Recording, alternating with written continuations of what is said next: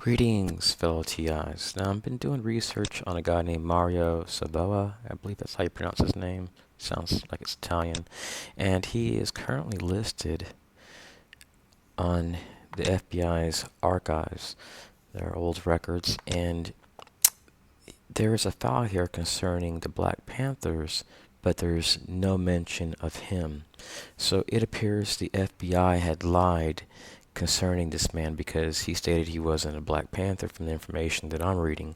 So what happens to a lot of targets that are activists or they support free speech, they're whistleblowers, is that they become targeted. Now we know the FBI has a history of targeting people along with trying to neutralize people. Supposedly it's a respectable organization. And there are a lot of good men and women in there that do stand for our constitutional rights.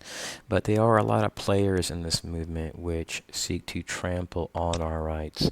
And when we look at Mario Savio, he was, I think he was a leader to what's called the free speech movement. And later he found himself being targeted by the CIA and also the Immigration and Naturalization Service, which I believe was under Department of Justice and until like around 2000 or something. So anyways, he was being flagged in the community, and he just stood up for free speech.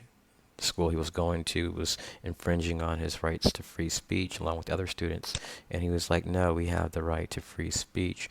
So what happened is that he started being harassed in the community, and they use discreet contacts with neighbors. This can be through your constable, your sheriff, and they also utilize school officials, your employers. He lost his job after the FBI contacted his employer, and they utilize covert action to disrupt and neutralize him.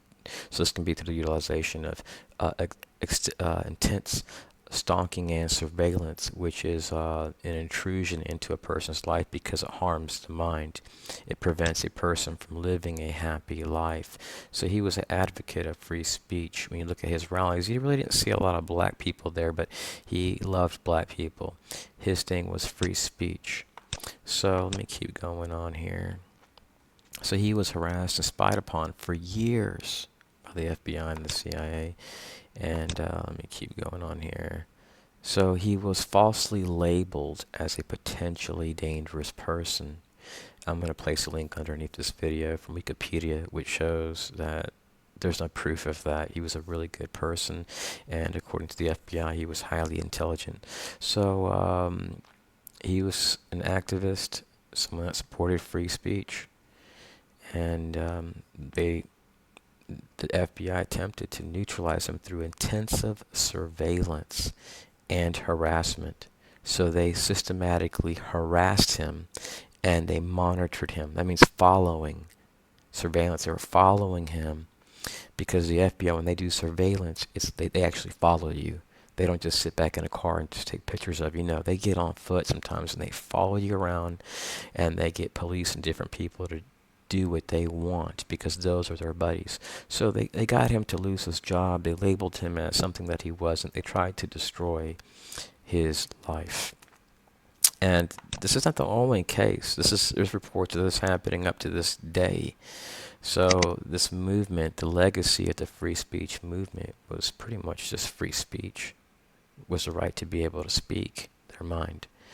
So we owe a tremendous debt to people like him. And when we look at what's going on in America, we see that free speech is being challenged.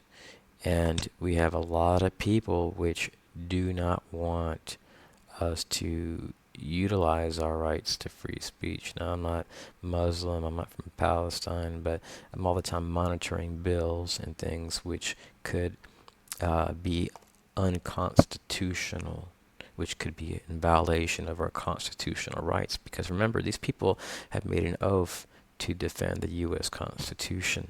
They made an oath of office. And either you're for the Constitution or you're against it. Either you despise it or you support it. So that's pretty much it. Just wanted to put that out there. Anyways, we need to be happy about this man. uh, for what he did and for supporting free speech. And he was a nonviolent actor, and he died a nonviolent person.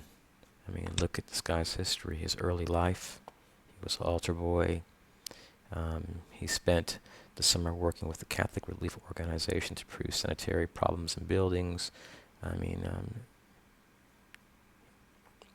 he, if he got in trouble for trespassing and minor stuff, but that's why we have a judicial system. You do something wrong, you pay a price, and then you're released.